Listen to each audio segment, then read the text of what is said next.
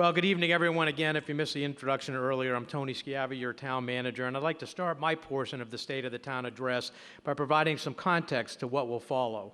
That being the components that are used to develop our budget and the stressors and challenges posed by some of those components and how what we do is directly tied to our budget. And to show you what we've been doing to use that budget to positively affect the outcomes for our community. In simple terms, our yearly budget is designed to emphasize our basic core values and what is important to our community. The basic values are found in the delivery of important yet a diverse set of services that include public safety, public education, public works, our library, our senior and community center, and all of the core town functions that reside and exist in our town hall.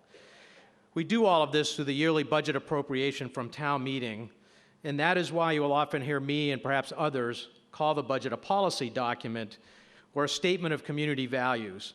Because through these appropriations, we seek to improve the quality of life of our residents, our students, and support business by providing an environment supportive of appropriate economic development and growth. For fiscal year 2015, we introduced a new budgeting approach centered on outcomes-based budget and delivering our service to the community, continuing with conservative revenue estimating and prudent long-term planning. We are working hard to meet our basic needs, but like many towns, Ashland is still being challenged in making investments, enhancing programs and services, and funding new initiatives to meet the needs of our changing and growing town. All town departments and staff are driven by my 8 strategic goals and objectives, which you can read more about online. But for tonight, I want to focus on the importance of maintaining fiscal discipline while developing appropriate financial and operational infrastructure to address the challenges that we face. As part of planning for the future, our commitment is to demonstrate to everyone that each and every dollar that we get is being used as efficiently and as effectively as possible. So how are we doing that? First, by targeting specific components within our fixed costs that, if allowed to grow unchecked, will put additional stress on our ability to maintain service levels in our town departments and our schools. Second, by being forward-thinking and finding new sources of sustainable revenue or savings, for example, the proposed solar array at the former House Street landfill and solar projects at our middle school and our high school, all 3 of which will be before town meeting next month. 3, securing grants that do not leave us with long-term liabilities or help us to build a financial bridge. 4, to develop a strategic plan to address our critical infrastructure like water and sewer and ensure sustainable access to important resources like water through a supplemental connection to the MWRA, which will also be on the town meeting warrant next month. And number 5, to maintain a strong financial foundation and long-term budget strategy that will reduce our reliance on one-time revenues, thereby eliminating the structural deficit that has existed for a number of years within our budget. And it will position us properly to address the important investments that are needed in our town services and our schools. So if I had to sum it up in one simple sentence about what all of this actually means, is that what we're trying to do is to position Ashland to be flexible, to be agile, to be adaptable and responsive, to avoid any threat to our community, and to be ready to quickly take advantage of every opportunity, since some of them can be fleeting. So let's start with revenues. They basically fall into 4 different categories. We have our taxes, our state aid, local receipts, and other miscellaneous revenue. Now, as I mentioned last year, state aid increases have become flat, and we are estimating a mere $61,000 increase in our net state aid for FY16. So as you can clearly see from this chart, there is a continuing trend of a greater reliance on property taxes and local receipts to fund our schools and our general government operations. The obvious constraint when you consider our reliance on property taxes that now makes up 3/4 of all of our revenues and the limitations imposed by Proposition 2.5, notwithstanding debt exclusions, overrides, or the additional revenue that may come from new growth. Speaking of new growth, as we look at new economic activity after the deep dive of the recession, as you can see reflected on this chart, we enter a period of economic recovery and generally improving economic conditions. Our new growth number reflects the tax revenue gained as new commercial and residential developments come onto our tax rolls, as well as improvements to properties that come through renovation. It is unlikely that we will see the boom like we did leading up to the economic downturn, and many economists today are just trying to figure out when the next recession will happen. It is not a question of if, but a question of when, and we need to be ready. Now let's look at our local receipts, which provide some measure of local control through local fee structures such as our building permits and licenses, and also includes things like our automobile excise taxes. Like new growth, this source is also susceptible to downturns in the economy, such as during a recession. And for this reason, estimating them can be somewhat tricky, and we're only estimating a 1% increase from this year to next year, as historical data is not necessarily predictive, and in some case, timing of these receipts can affect outcomes. And by way of an example, we received a large number of new building permit fees at the end of last fiscal year in June that had we pushed our FY15 numbers, thinking it was going to come in then, we would have come up short. I mentioned at the beginning that one of our goals was to build a strong financial foundation and long-term budget strategy to reduce our reliance on one-time revenues and to eliminate the structural deficit that has existed in our budget. We took a major step in this direction by not using money in FY16 from the town's General Stabilization Fund to supplement revenues used for day-to-day operations in FY16. It is a generally frowned upon practice which can put the town in a precarious position if another recession hits or some other major emergency arises. Through a coordinated financial reserve policy signed by the Board of Selectmen, our school committee, and our finance committee, we are now on the right path to get our recommended reserves to 10% of our general operating fund budget. That is one of the things that are reflected as a component of our bond rating, which since instituting this policy, and more importantly, following it, Ashland's bond rating has been upgraded from a AA rating to a AA plus stable outlook in 2014 to just recently a AA plus with a positive outlook, which is something that many, including our financial advisors, said was not possible in a one-year time frame, yet we did it. As this chart indicates, Ashland had literally zero reserves back in 2005, 10 short years ago. And although reserves hit $1 million in 2006, there was little change until we instituted solid policies around reserves, debt management, and capital in 2013 and early 2014. Our current stabilization fund balance sits at $3.8 million and represents 7.57% of our general fund appropriation. And based on the projections you can see here, within 2 years, we should reach our goal and enter the next phase of our reserve policy, which will have us putting more money towards general government and school capital projects and also our other post-employment benefit liability. As mentioned earlier, we are focused on taking concrete actions that will positively affect our fixed costs and drive them downward as a percentage of our overall budget, or in the alternative, to affect their overall rate of growth. Fixed costs contain a number of elements like pension assessments, debt service, and insurance, and health insurance and other benefit costs, which comprise nearly 30% of the budget pie. This slide shows the some historical information related to our benefit and insurance costs, which clearly shows a sustained rise in healthcare between 2007 and 2012 before the town's first round of healthcare reform. The problem, as you can see, is you garner savings in that first year where it dipped down, but then it just goes right back up again. In 2014, the Board of Selectmen approved my request to start another round of health insurance changes for our employees, which is hard on everyone. But after working with our Insurance Advisory Committee and our Public Employees Committee, we will be joining the Group Health Insurance Commission on July 1st, 2015, under a new 3-year contract. As you can see, there's that characteristic dip on the slide for FY16, which again just resets the baseline. However, we remain hopeful that the rate of increase will be manageable moving forward. Our goal is to ensure that we provide good quality healthcare choices for all of our employees at a manageable cost. The other focus area I want to address is utilities. Through our recently executed energy performance contract with Ameresco, we will see reductions in the general government and school utility budgets for the second year in a row. It is important to note that the FY16 budget is predicated on the solar project at the House Street landfill and the middle school, both in terms of further reductions in our utility budgets based on these projects, but also the tax revenue that will be generated by them. Again, these savings and revenues provide long-term benefits to the budget as they go out for the full 20-year period of both of these projects. Town meeting approval will be critical for these projects to be able to be moved forward. Next, I want to cover just some of the highlights in FY15, this fiscal year, that are a byproduct of our new performance-based and outcomes-focused budget. And again, these are just some of the things that we achieved. Through our See-Click Fix program, we're encouraging citizens to report issues around town and then be able to track their resolution. Through contract negotiations with Waste Management, we were able to reduce trash fees as well as provide better recycling rewards and also free sharps collections and disposal at our police department and our community center.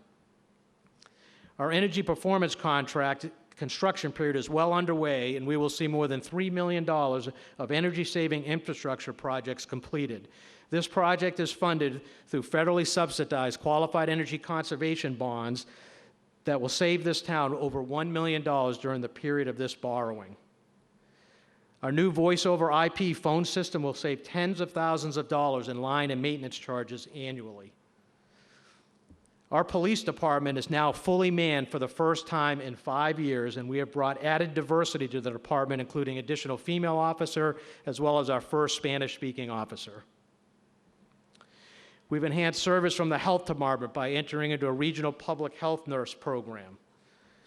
We have made major investments in our capital needs through a joint program with our schools and backed by our new capital improvement policy and program plan, spending just over $1 million on our most pressing capital needs, but there's still a lot of work to do in this area.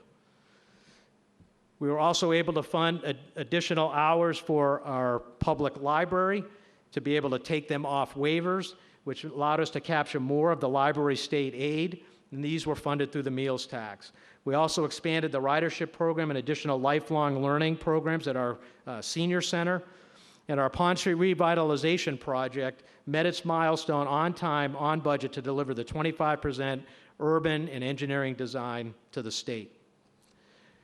We also launched our People GIS program and our online permitting applications to make it easier for folks to do the work that they need to do for construction. And we also had a smooth transition of the Ashland Fields program from the Fields Management Group over to the Department of Public Works and established a new Field Enterprise Fund. These are just some of the great things that are happening this fiscal year with only a very modest increase in funding, but can show the power of being creative, challenging old paradigms, and establishing a culture of creative and out-of-the-box thinking and collaboration. So what about next year and the future? What does it look like, and how do we plan to meet the current and future challenges? Arguably, some of them we may not even be aware of yet. So let's start by looking at the FY16 budget and what you will see at next month's town meeting. Through much dialogue, collaboration, innovative thinking, and certainly compromise, the Board of Selectmen has approved my town manager's fiscal 2016 budget proposal, which will be presented at town meeting next month. This budget allows us to remain fiscally disciplined while maintaining Ashland's strong financial foundation. And while next year's budget development proved extremely challenging and only allowed us to make very minor service enhancements, which we all feel are at a much lower level than what we would like or feel that we need, it does move the town forward with a budget that is closer to us living within our current needs and serve as the starting point for future budget discussions. The use of one-time revenues to balance the FY16 budget are significantly reduced over previous years and does not rely on the town's rainy day reserve fund, and therefore puts us that much closer to a structurally sound and balanced budget. These steps were absolutely critically important during the FY16 process, as discussions have begun in earnest regarding planning for future years' budgets and the long-term future of our town, while taking into consideration the value expectations of our entire community. Problems can arise when the two of these, the budget and value expectations, don't match or become out of sync. As this slide shows, our total revenue estimates and total expense forecasts are diverging. How we address this growing gap will be an important community conversation. In the meantime, though, I can assure you that every department within our community is working hard within the resources allocated to them to provide a level of service that is supported by the appropriation given to us by town meeting. All of our employees, I guarantee you, are committed to excellence in everything that they do. Exercising strong financial and management practices remains at the core of our FY16 budget approach, with fiscal accountability being a top priority, the results of which are clearly shown in our annual financial audits and the creation of our comprehensive yearly budget book by our finance director, Michael Herbert, which will be approved and released by me next week along with our annual town report. Our strong financial position and management practices are clearly reflected in the comments from S&P that resulted in us achieving a change in outlook from stable to positive, and here's what they had to say. Very strong economy and property wealth, strong budgetary performance in FY15 and expected again in FY16, strong budgetary flexibility with strong reserves, very strong liquidity to cover both debt service and operational expenditures, strong management highlighted our conservative revenue estimating, very strong debt contingent liability position and what we're doing to manage our fixed costs, and lastly, a strong institutional framework score.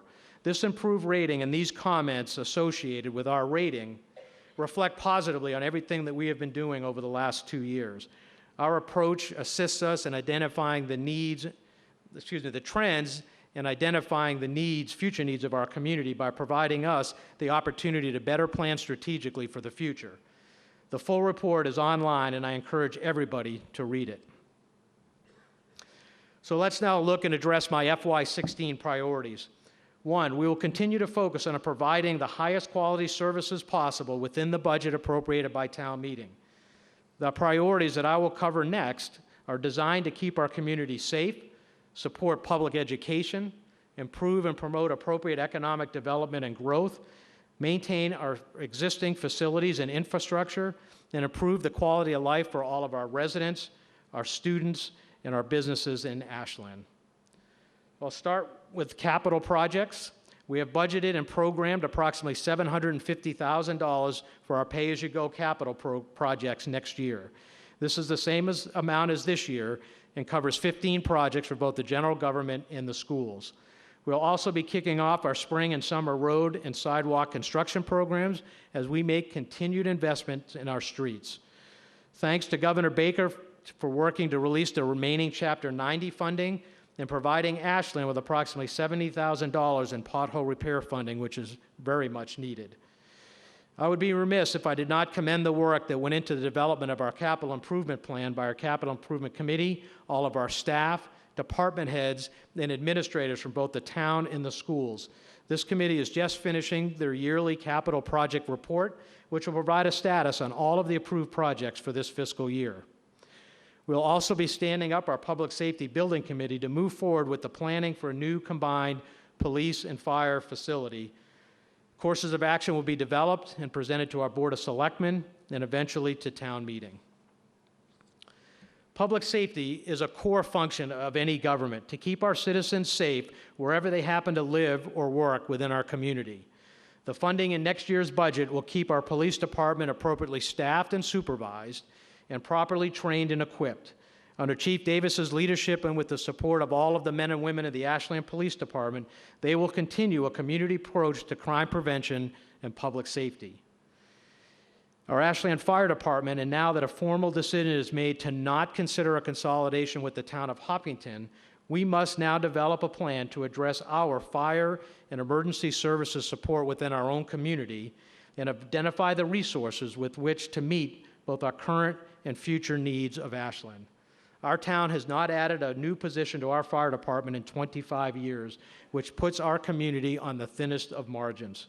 The dedicated women of the Ashland Police Department perform incredible feats at times, but they are understaffed and have identified equipment needs that must be addressed.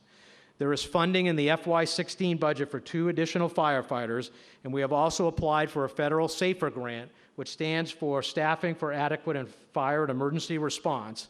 And if awarded, it could fund 2 additional personnel, bringing the department closer to meeting recognized staffing standards. I'll be working closely with Chief Boothby and other members of the fire department to be innovative in staffing of the department in this incremental way. We have also addressed a number of capital needs for both our police and fire departments in FY15, and we will continue to do so through the FY16 capital program. In the area of public education, we will continue to support the public education and working with Superintendent Adams and the school committee through projects like the energy performance contract, solar projects to further reduce our utility expenses, thereby enabling reinvestment of these savings to support programs, staffs, and the needs of the district. We will also work together in identifying other ways to collaborate and share resources where appropriate. In the area of arts and culture, I'll talk in a bit about our economic development plan, but art and culture is an important component of that plan. As part of that plan, we want to partner with our Cultural Council, our library, our Historical Commission, our Historical Society, the Ashland Redevelopment Authority, and the Farmers Market and others to find ways to be supportive in increasing our arts and culture programming, especially in our downtown area. It has clearly been shown that culture and arts programming and destinations are vital contributors to economic spending, employment, and drawing visitors to our economic centers, like the downtown, to be entertained, to dine, and to shop. I'm excited about seeing phase 1 of our downtown sign project completed, and what I hope will excite everyone to be able to move on to phase 2. I want to thank the ARA and the Downtown Revitalization Collaborative for all the work that they have accomplished to move this project forward, and what I hope is a resultant benefit that will hopefully encourage all of our downtown businesses to make similar investments in their properties and their storefronts. My administration will make a renewed effort in this area in FY16.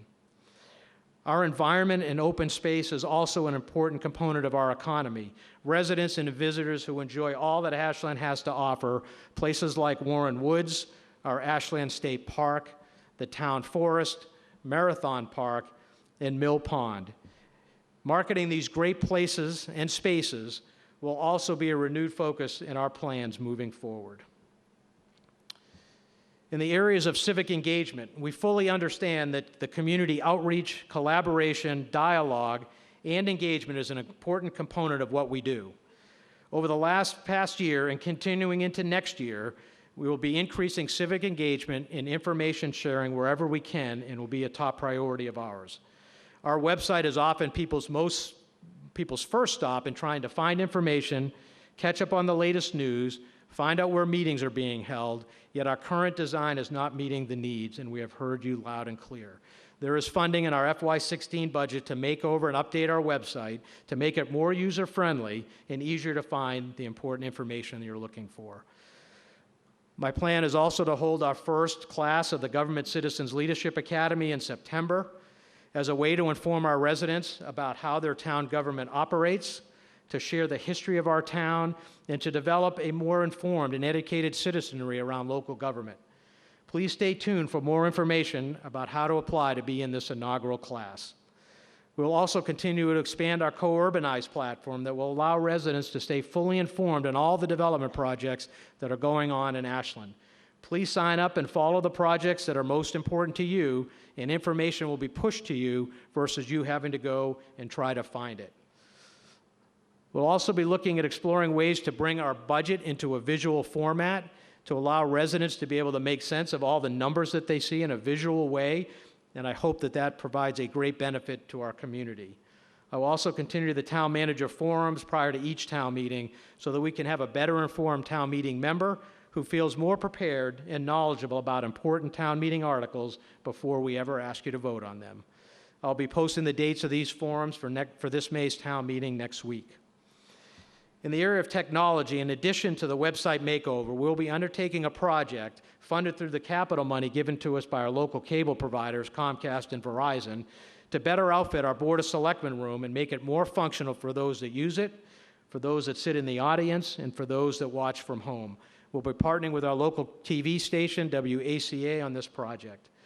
We will also be planning to run fiber connections and the associated equipment to our library and to our community center so that we can begin doing live broadcasts there as well because these places are being used more and more for public presentations, public meetings, and lectures. I'm also going to be making a commitment to technology investment in the library downstairs meeting room to upgrade the projector and video display system to make it more user-friendly and more reliable. In the area of community resources, as a community, our public library is a gem that provides wonderful opportunities to stimulate the curious minds of all ages and to enhance our intellectual thought. Funding in FY16 will continue to support the needs of the library and the patrons, enabling for expanded hours and appropriate staffing. Being off waivers after so many years enabled us to capture more of the state library aid, and we need to work further in this area to capture 100% of this funding source. The Friends of the Ashland Public Library are great partners and help out in so many ways, and we want to thank them. Through our youth and family service and recreation programs, we show our commitment to our children and our families, especially those in need, through our food pantry and other services and referrals for members that need them. Wonderful partners in the community like the Ashland Emergency Fund are indispensable with the support that they provide to so many. Food drives sponsored by town departments like the police department, our schools, local civic groups, most recently the Ashland Lions, provide important supplemental support to the needs of many. Through the FY16 budget, we will continue to support and invest in the senior center component of our community center through both programming and outreach programs. Our seniors are making up an ever-growing segment of this community, and this support remains integral to the services that we provide. We appreciate the work of the Council on Aging and the Friends of the Council on Aging for all that they do to support our seniors and everything that goes on daily, both inside and outside of this wonderful facility. Lastly, I wanted to thank all of our volunteers who do so much for the Ashland community, because without you, many of these great things would not happen. Ashland remains the great town that it is, in part through all of the great work that so many do. Lastly, I want to touch on economic development and an important role that I feel that it will play in the work that lies before us, and will encompass supporting current businesses, but also to ensure the full utilization and advantage of currently underutilized properties in Ashland, as well as new business opportunity. For businesses today, time is money, and speed in decision-making can make all the difference, to the point that if a community is not able to react to either a current business need or a new business interest in Ashland, the opportunity or the threat, in the case of a business leaving, can quickly vanish as soon as it appears. So in an effort to position Ashland appropriately for both of these cases, economic development is a key component of our strategic plan. Although the time remaining is short, please consider this just a primer regarding what we are doing and where we are headed over the next couple years as it relates to economic development.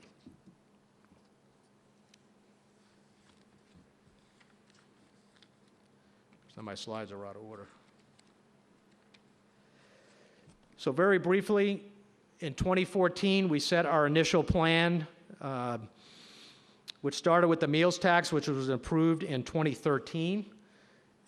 Our economic goal for the meals tax was to invest revenues in economic development and planning, and also our Route 126 revitalization project, as we continue to look to grow our economy for the future. We used the 2010 strategic plan as our baseline document. We also plan to conduct an economic development self-assessment through Northeastern University, and to actually establish a formal economic development program plan for the town. So this being year one, in 2015, we did in fact complete the EdSat in September of 2014. We've engaged an economic development consultant whose work is reflected in many of the things that you'll see mentioned on these slides, because we've now formulated our economic development plan encompassing a 3-year period. We've identified new tools with which to work with for both our staff and our businesses. We've also implemented performance measures so that we can gauge our progress and how we were doing. We took best practices from other communities in developing both new tools and new checklists to use in our economic development activity. It was critical that we established a point person for businesses to contact, or to be the initial person to log in any new business interest in Ashland. And that is Nat Strasberg, our town planner. We also wanted to ensure consistent interdepartmental coordination because you never know where that first contact is going to be. Through our improved website, and I brought live today at 3 o'clock this afternoon, all of the things that you see on this slide are now live on our website. And we also want to strengthen citizen participation, one example of that being our new co-urbanized platform, and I encourage everybody to go out and take a look. We also plan to conduct familiarity tours with key stakeholders regarding Ashland. Our first visit is next week by the President and CEO of the Clean Energy Center. That will soon be followed up by visits from Mass Development to talk to us about state investment opportunities and also to help us better bring business into our underutilized spaces in town. And we want to engage with our other government and business leaders, our legislative delegation, our local business association, our Chamber of Commerce, etc. Big this year is continuing our advocacy for the Route 126 project. As I mentioned, that urban design and engineering has been submitted to the state on time, on budget, and we are now waiting to hear about a local hearing in Ashland by the Department of Transportation, and we expect that to be in late April or early May. We also will continue to explore public-private partnerships to advance our infrastructure with things like the $6 million MassWorks grant, looking at long-term water and wastewater solutions for our community, and continue to look at regional solutions with partners that are around us to solve common issues. In FY16, a tall order, but we plan to make contact with every single business in Ashland. We will continue the planning phase for the Route 126 project to ensure that we work towards securing funding, which could approach between $10 and $13 million, and also work with our local businesses along the Route 126 corridor through a local business roundtable group to make sure that investments they are making coincide and they're up to speed on what our plan looks like. We want to achieve transparency and predictability in our local business climate, and we will do that through adopting streamlined permitting in appropriate locations, working with our regulatory boards. We will launch local regulatory reforms, again, along with our regulatory boards and town meeting. And really a big one is to establish an on-site site finder tool that will allow businesses to quickly find what's available in Ashland. We also want to maximize our downtown revitalization opportunities and develop a plan, and increase town participation in all of our local business groups so that we stay in tune to what businesses are looking for, what their needs are. And lastly, to support our Ashland Redevelopment Authority to improve their capacity and opportunities for things that are unique to an organization such as the ARA. And then in 2017, we hope through our local reforms that we can look at some of our rezoning to make sure that it matches our new comprehensive plan, which we hope will be completed in early 2017, and then execute a downtown revitalization program by looking at maximizing growth opportunities, leveraging something like the farmers market, for instance. Plans to utilize underutilized space in downtown, which could be our old police and fire station if that moves forward. And then to explore opportunities and configurations for a possible town green in our downtown area. We want to reduce our commercial vacancy rates by 25% by 2017, and explore pre-permitting on key development sites, again, making it easier for folks to develop projects in a streamlined way. We want to launch an annual business survey, so again, we understand what businesses need, especially if they're looking to expand or if they want to relocate, how can we help them stay? And lastly, and this is a really tall order, but we're putting it out there, that we want to commence construction of the Route 126 project in 2017, and then implement our land use plans to maximize the economic opportunities that that will bring. So in summary, you can see the goal at the top. Below that, a robust program is clearly underway as we speak, and we've developed the following performance metrics in order to gauge how we're doing and our progress. We also want to look at local government efficiency through best practice implementation. Somebody has gone down this road before us, and we don't need to reinvent the wheel. But I also want to stress that our support is specifically for our existing businesses, and also at the same time looking to attract new and appropriate businesses to Ashland and help us prosper. That's me. Well, it was me. It's not anymore, sorry.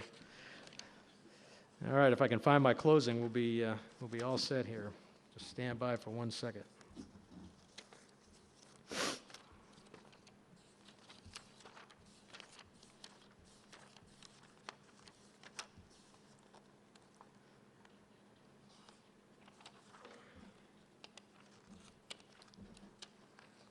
If I looked in front of me, I'd find it. So in closing, first, I want to thank all of our staff and all of our department heads. You know, I often say that there's no I in team, and that really is true. All of our town staff are true professionals, totally dedicated to the work that they do to support each other and all of us each and every day, and I'm blessed to have them as part of our team. Let's give all of our town employees a round of applause.